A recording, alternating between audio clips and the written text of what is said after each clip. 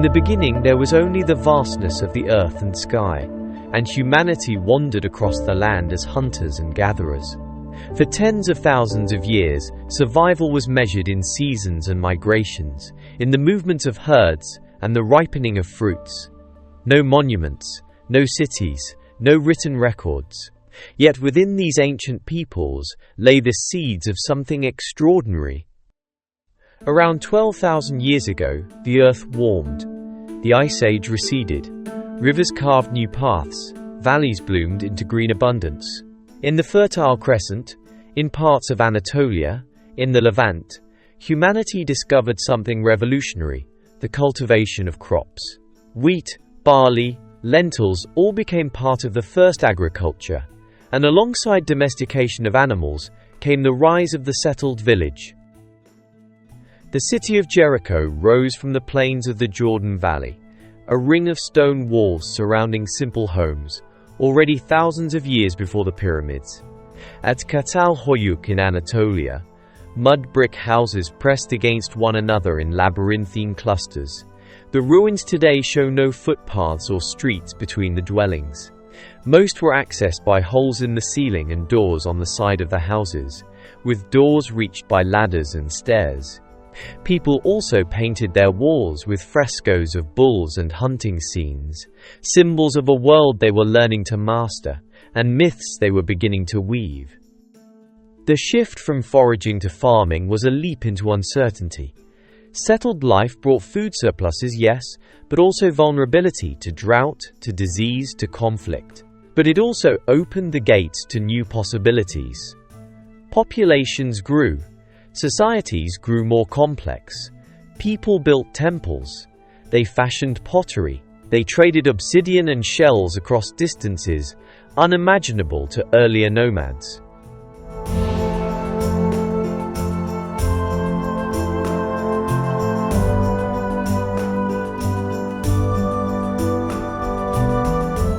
By 4000 BCE, along the great rivers of the world, the Nile, the Tigris, the Euphrates, the Indus, the Yellow River, humanity began to carve its destiny into the land. Cities emerged, rising from the plains like islands of ambition in a sea of wilderness. Civilization had begun. In the land known as Mesopotamia, the land between two rivers, a people we call the Sumerians crafted the first great urban centers. Uruk, Eridu, and Ur were just a few. These were not mere villages. They were living machines of human endeavor. Canals channeled water to the fields. Markets buzzed with trade. Temples loomed as homes for gods and as centers of power for priests. The Sumerians achieved what no people before them had, which was writing. In soft clay, they pressed pictographs and symbols with reed styluses, which we call cuneiform, and this was humanity's first known script. At first, it recorded simple transactions, things like the amount of grain paid or the amount of sheep delivered, but soon it carried hymns to the gods, myths of creation, and the deeds of kings. With writing came memory, with memory came history. Among their most enduring legacies was the Epic of Gilgamesh, the tale of a hero king's quest for immortality. In its lines, we hear the first echoes of our eternal struggle against time and death, a struggle that would animate every civilization to come. By 2334 BCE, Sargon of Akkad rose from obscurity to forge the world's first true empire, uniting Sumerian city-states under his rule. His Akkadian empire spread from the Persian Gulf to the Mediterranean, an unprecedented span for human governance. Sargon declared himself king of the four quarters of the world, yet his empire, like all to follow, would prove mortal.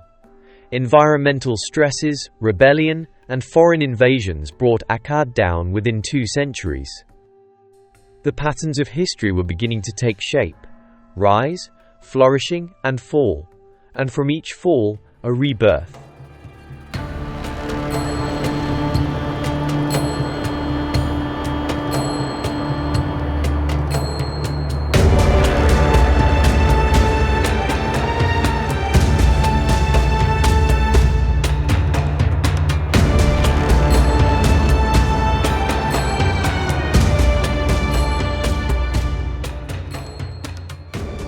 To the west, another civilization unfurled along a river that flowed unceasingly through desert sands, the Nile.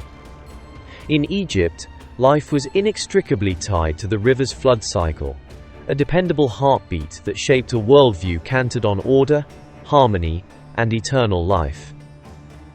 By 3100 BCE, Upper and Lower Egypt were unified by the first pharaoh, Narmer.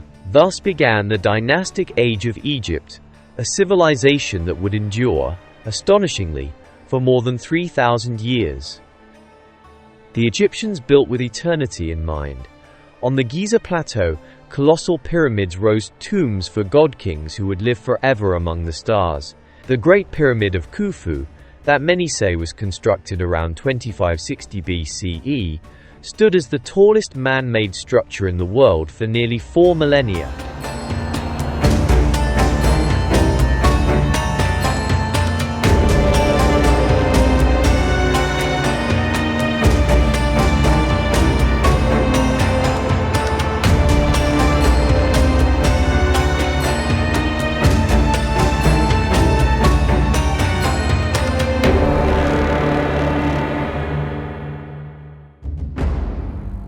Hieroglyphs adorned temple walls and papyrus scrolls, recording prayers, taxes, medical prescriptions, and love poems.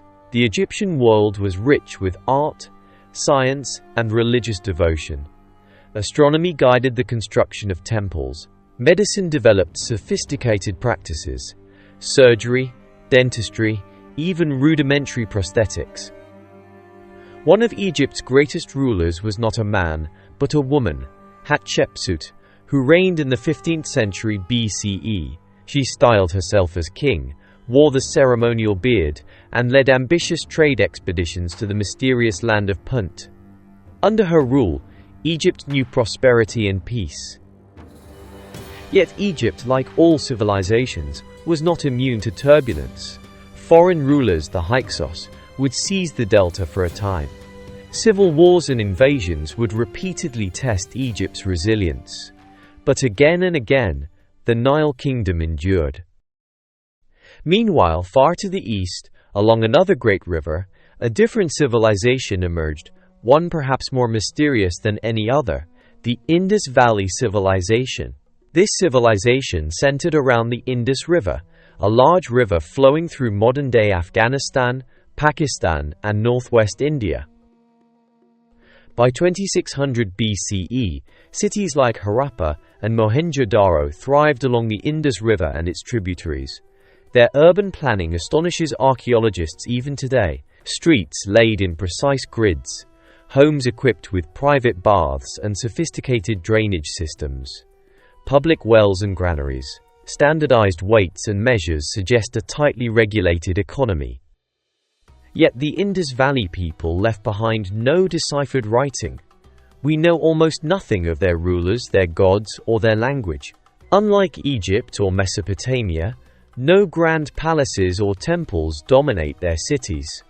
Power, if it existed, was subtle, and perhaps therein lies a mystery. A civilization prosperous, orderly, perhaps peaceful, and then gone. By 1900 BCE, signs of decline appear. Rivers shifted. Trade with Mesopotamia faltered.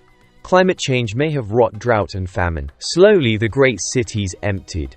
What happened to their people remains one of history's great enigmas.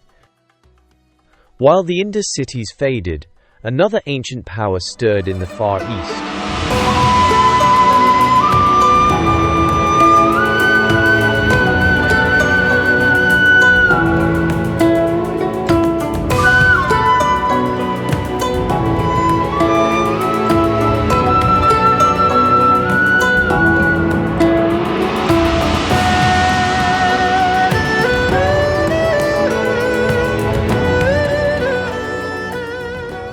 Along the Yellow River, known as the Huanghe, early Chinese civilizations took root. Myth speaks of the Xia dynasty, though archaeological evidence is sparse. By 1600 BCE, the Shang dynasty rose. It was the first clearly attested Chinese dynasty. The Shang kings ruled from fortified cities. They practiced ancestor worship, believing that the spirits of the dead could intercede with the divine on behalf of the living. That's why they made oracle bones, which were made from turtle shells and ox scapulae, and inscribed with questions. Then they were heated until they cracked, which was a way of recording communications with the spirit world. These inscriptions mark the beginning of Chinese writing. The Shang crafted exquisite bronze vessels, wove silk, and built chariots. They warred incessantly, consolidating power through alliances and conquest. Their society was hierarchical, with the king and his warrior nobles at the apex. The Shang dynasty fell around 1046 BCE to the Zhou, whose dynasty existed for 789 years, the longest span of any dynasty in Chinese history. The Zhou dynasty justified their rebellion through a powerful new doctrine, the mandate of heaven. Henceforth, Chinese rulers would claim divine approval, but that mandate could be withdrawn if they ruled unjustly. It was a potent idea, one that would echo through Chinese history for millennia. Thus, by the second millennium BCE, the great river civilizations, Mesopotamia, Egypt, the Indus, and China, had laid the foundations of organized human society: writing, governance, religion, architecture, law. But beyond these centers, other civilizations were awakening. Across mountains and seas, new players were stepping onto history's stage. While the ancient river valleys flourished in relative isolation, a different human story unfolded across the Aegean Sea and into the Mediterranean.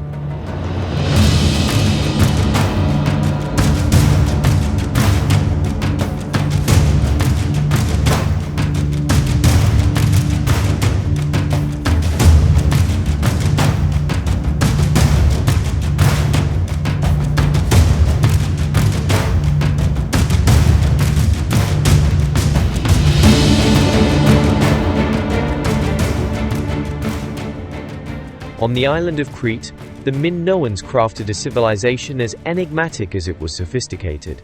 From around 2700 BCE, they built grand palaces like that at Knossos, sprawling labyrinthine complexes filled with frescoes, storerooms, ceremonial chambers, and intricate plumbing.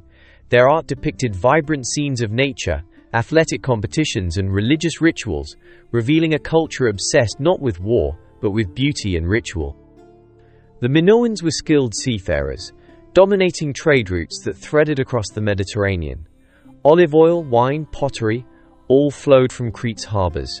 Their writing system, known as Linear A, remains undeciphered, shrouding much of their story in mystery. Around 1450 BCE, Minoan civilization began to wane. The cause remains uncertain. It may have been a colossal volcanic eruption at nearby Thera, which may have triggered tsunamis and famine, weakening their society. Alternatively, they may have fallen to conquest by emerging powers from the mainland, the Mycenaeans. The Mycenaeans, who thrived from roughly 1600 to 1100 BCE, were a warrior culture, celebrated later in the epic poems of Homer. Kings like Agamemnon ruled from fortified palaces, and their society revolved around heroism, conquest, and honor. Their script, Linear B, an early form of Greek, gives glimpses into a bureaucratic society organized around tribute, warfare, and religion. But like other civilizations before them, the Mycenaeans too would fall. Around 1200 BCE, the world of the Eastern Mediterranean collapsed in an event historians call the Late Bronze Age collapse. Within decades, great cities fell to fire and sword. Trade routes crumbled. Writing disappeared from many regions. The Hittite Empire in Anatolia vanished. Mycenaean Greece descended into a dark age. Even mighty Egypt, though it survived, was gravely weakened. What caused this cataclysm? Climate change likely played a part, bringing drought and famine. Then there was migrations and invasions, perhaps by the mysterious sea peoples who devastated coastal cities.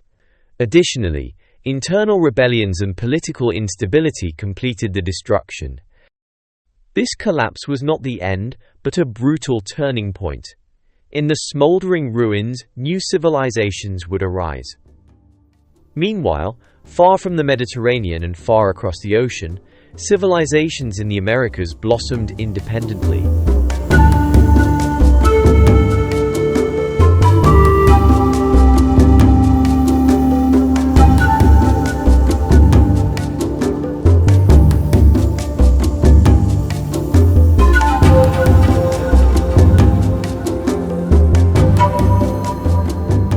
The Olmecs, often called Mesoamerica's mother culture, emerged around 1500 BCE along the Gulf Coast of modern-day Mexico.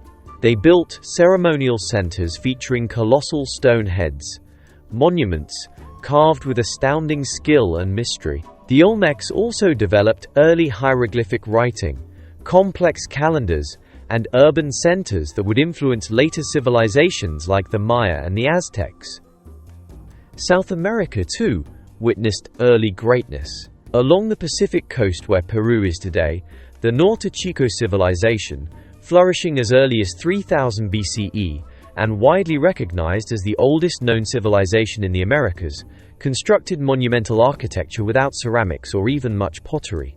Later, cultures like the Chavín and Nazca created intricate textiles, monumental stone carvings, and the enigmatic Nazca lines, which are massive geoglyphs etched into the desert floor and visible only from the air. These American civilizations evolved without draft animals, without the wheel, and without metal tools, yet achieved extraordinary feats in art, engineering, and governance. It is a testament to the boundless ingenuity of humanity. By 1000 BCE, the Mediterranean had entered a new era. From the ashes of Mycenaean collapse rose the Greeks, a fragmented, fiercely independent collection of city-states, or polis, each experimenting with different forms of government. In Athens, democracy took root, a radical experiment in governance, where free male citizens could speak and vote. Elsewhere, Sparta perfected a brutal militarism, and Greek thinkers such as Socrates, Plato, and Aristotle asked questions that still animate philosophy today. They pondered the nature of justice, the structure of the cosmos, the limits of human knowledge. In parallel, a new empire forged itself from the mountains of western Iran, the Persians.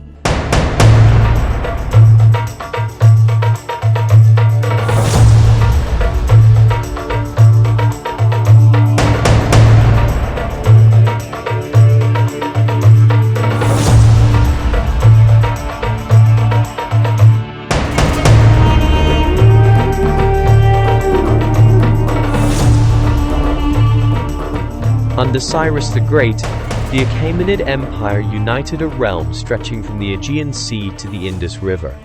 It was an empire of astonishing tolerance and sophistication. Subjects retained their languages and customs. Roads connected distant provinces.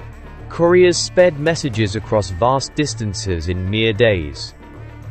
The confrontation between Greece and Persia, embodied in battles like Marathon and Thermopylae, became the stuff of legend, shaping the West's self-identity for millennia. Yet the greatest empire the ancient world had yet seen was rising to the west, Rome. While the Greek city-states explored democracy, philosophy, and art, another power steadily grew from humble beginnings. Rome started as a collection of villages on the Tiber River and transformed itself first into a republic and then into a sprawling empire that would shape the destiny of the Mediterranean and Europe for centuries. In 509 BCE, Rome expelled its kings and declared itself a republic. Citizens, free Roman men, had the right to vote for their leaders, and a complex system of checks and balances evolved. The Senate, the consuls, the assemblies. It was not democracy as we would understand it today, but it was an audacious attempt to distribute power among the governed. Rome's disciplined legions conquered neighbors, then rivals, then distant lands. By the 2nd century BCE, Rome ruled much of the known world. Yet even in conquest, Rome absorbed and adapted. Greek philosophy, art, religion, all found new life in Roman hands. Julius Caesar, a brilliant general and cunning politician, famously crossed the Rubicon River in 49 BCE, igniting civil war.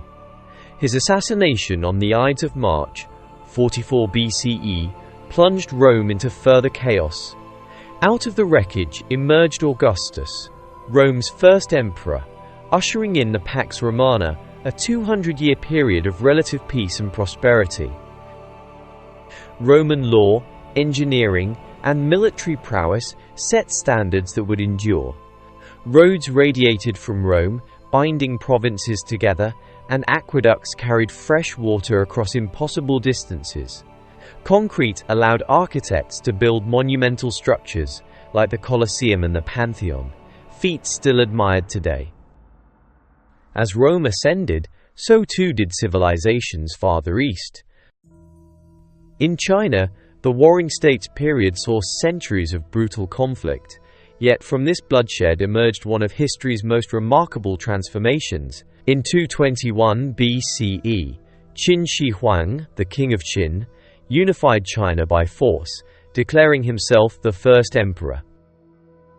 The Qin dynasty standardized weights, measures, coinage, and even the width of cart axles to promote unity. The first sections of the Great Wall were built to defend against northern nomads. Qin Shi Huang's tomb, guarded by thousands of life-size terracotta soldiers, remains one of the greatest archaeological discoveries of all time. Yet the Qin dynasty was short-lived. After the emperor's death, revolt swept the land, and by 206 BCE, the Han dynasty had risen. The Han dynasty blended legalist rigor with Confucian ideals of order, hierarchy, and moral governance. They expanded China's borders deep into Central Asia and established the Silk Road, linking east and west in a network of trade that carried silk, spices, ideas, and technologies across continents. Meanwhile, the Indian subcontinent witnessed its own golden ages.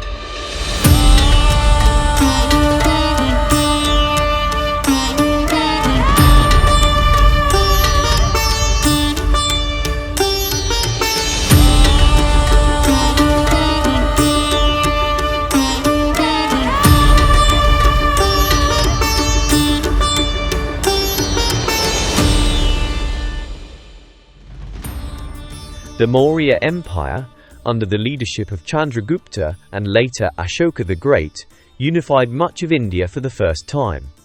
Ashoka's reign marked a turning point. Horrified by the carnage of his wars, he embraced Buddhism and spread its teachings of compassion and non-violence across his empire and beyond.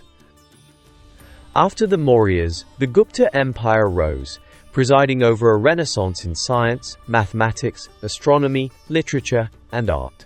Aryabhata calculated the value of pi and theorized the rotation of the earth. Kalidasa composed lyrical poetry and dramas that still enchant readers. While Rome, Han China, and Gupta India flourished, powerful civilizations thrived across Africa.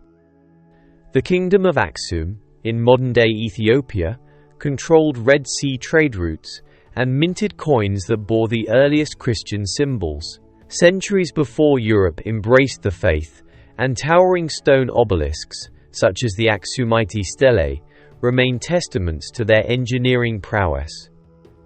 Further west, the trans-Saharan trade routes connected powerful kingdoms like Ghana to the Mediterranean world. Gold, ivory and salt flowed north. Horses, textiles and ideas flowed south. Across Africa, sophisticated societies developed rich traditions in art, music, governance, and storytelling, an intricate tapestry often overlooked in classical narratives. In the Americas, the Maya entered their classic period around 250 CE. Towering stone cities like Tikal, Copan, and Palenque emerged, adorned with elaborate stela and hieroglyphic inscriptions. The Maya tracked celestial movements with astonishing precision, developed a complex calendar system, and created a fully realized written language. To the north, the ancestral Pueblones, also called the Anasazi, built monumental cliff dwellings at places like Mesa Verde, engineering complex societies in the challenging deserts of the American Southwest. Across the Pacific Ocean, on isolated islands scattered across the vastness, Polynesians navigated thousands of miles using only the stars, ocean swells, and bird flight patterns. They settled the remote islands of Hawaii, Easter Island, and New Zealand, one of humanity's greatest voyages of discovery.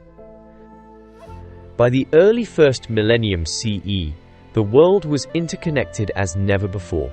Goods, ideas, diseases, and religions flowed along the Silk Road and maritime trade networks. Buddhism spread from India into China, Korea, and Japan. Christianity, born in the Roman province of Judea, spread across the empire and beyond. Islam, soon to arise in the Arabian Peninsula, would transform the world even further. The ancient world had matured, but even the greatest civilizations would soon face new tests, invasions, collapses, renaissances, and transformations that would forge the modern age. But no civilization, however mighty, is immune to change. The fall of Rome reminds us of that. By the early 5th century CE, internal corruption, economic troubles, and relentless invasions from Germanic tribes had weakened the empire. Then, in 476 CE, the Western Roman Empire officially fell, marking the end of ancient Rome's dominance. Yet its eastern counterpart, the Byzantine Empire, endured, preserving Roman law, Greek culture, and Christian theology for nearly another 1,000 years. The Byzantines, centered in Constantinople, became a beacon of learning and culture during Europe's so-called Dark Ages. Emperor Justinian I codified Roman laws into the Corpus Juris Civilis, which would influence European legal systems for centuries. Byzantine scholars preserved the works of Homer, Plato, and Aristotle, ensuring that ancient wisdom would survive to ignite future ages. Meanwhile, across Africa, powerful kingdoms emerged. Ghana, Mali, and Songhai thrived in West Africa, controlling vast trade networks of gold and salt across the Sahara. In Mali, the legendary ruler Mansa Musa dazzled the world with his pilgrimage to Mecca, distributing so much gold along the way that he caused inflation in the cities he visited. And in Timbuktu, under Musa's reign, it became a center of learning, where scholars gathered to study mathematics, astronomy, law, and theology. In East Africa, the Swahili coast grew rich from trade with Arabia, Persia, and India. The city-states of Kilwa, Mombasa, and Zanzibar became melting pots of African, Arab, and Asian cultures, a testament to the interconnectedness of the ancient world. Further inland, the great city of Great Zimbabwe rose between the 11th and 15th centuries, its towering stone structures standing as monuments to indigenous African achievement. Further east, the Islamic Golden Age unfolded.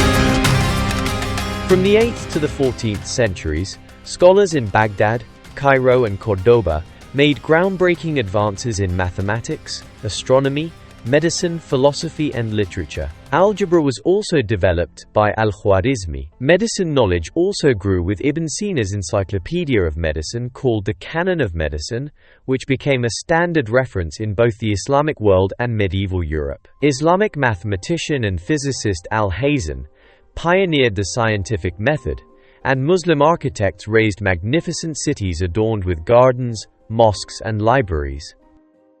The House of Wisdom in Baghdad attracted scholars of all faiths, reflecting a spirit of inquiry and tolerance rarely seen since. The works of Aristotle, Galen, and Ptolemy survived because Muslim scholars preserved and commented upon them, later reintroducing them to Europe during the Renaissance.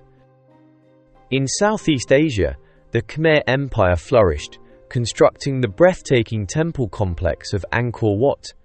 The Srivijaya, a maritime empire centered on Sumatra, dominated trade routes and spread Buddhism across Indonesia and beyond. Around the same time, Borobudur, the world's largest Buddhist temple, rose from the jungles of Java. In Japan, the Heian period nurtured a distinct and refined culture, with courtly literature like The Tale of Genji, often considered the world's first novel, was blossoming in the imperial court. Art, poetry, and etiquette became paramount, weaving a society that valued beauty and subtlety. In the Americas, civilizations continued to evolve. The Aztecs built the majestic city of Tenochtitlan on a lake, with causeways and canals rivaling Venice. Human sacrifice played a central role in their religious life, a practice that both fascinated and horrified later chroniclers. The Inca created a vast empire stretching along the Andes, linked by a network of roads and bridges unparalleled in the pre-modern world. Their mastery of agriculture, terracing, and stonework remains awe-inspiring. Both civilizations achieved remarkable feats of engineering, agriculture, and social organization, and both were tragically brought down by European conquest and disease after 1492. Smallpox devastated indigenous populations even before direct contact, and the Spanish conquistadors, armed with steel, horses, and firearms, toppled these mighty empires within decades. History is filled with such turning points, moments where entire worlds ended and others began. From the sack of Constantinople in 1453 to the fall of Tenochtitlan in 1521, civilizations fell not just to armies, but to changes in climate, trade, and technology. And yet, nothing was truly lost.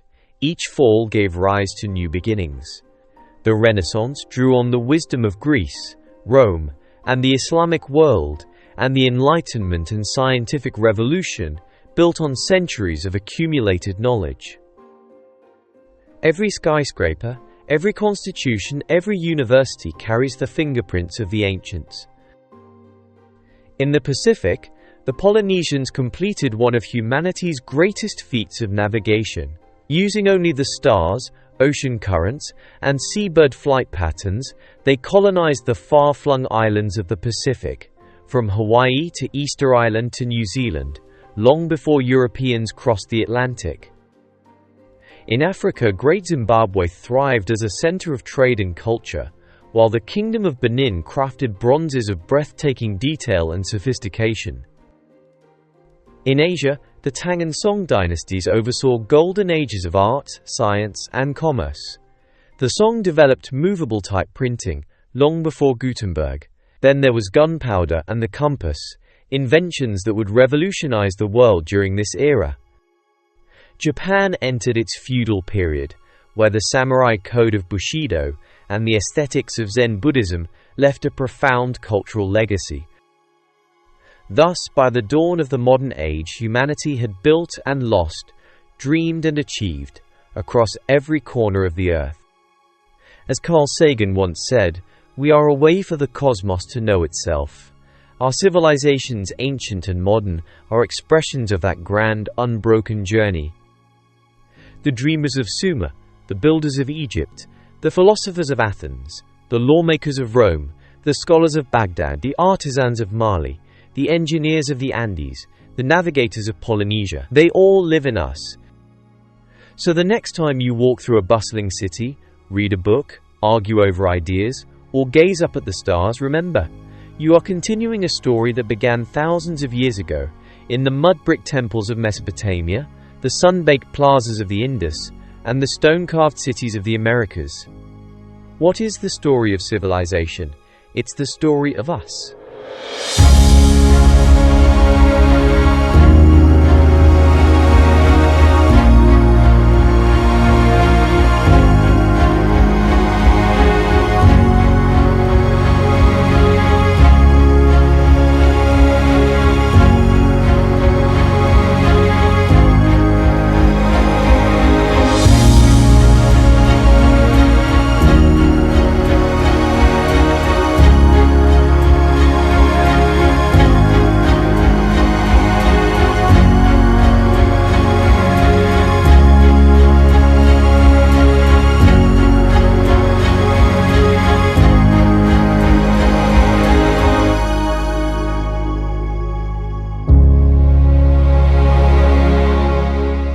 What's your favorite ancient civilization? Let us know in the comments, and if you're ready for another journey, don't forget to subscribe so you can check out our next video, where we uncover the greatest unsolved mysteries of the ancient world. Who built the first cities? What caused civilizations to vanish without a trace? And what secrets might still lie buried, waiting to be found? Until next time, stay curious. Because history isn't just about the past, it's about who we are, and who we may yet become.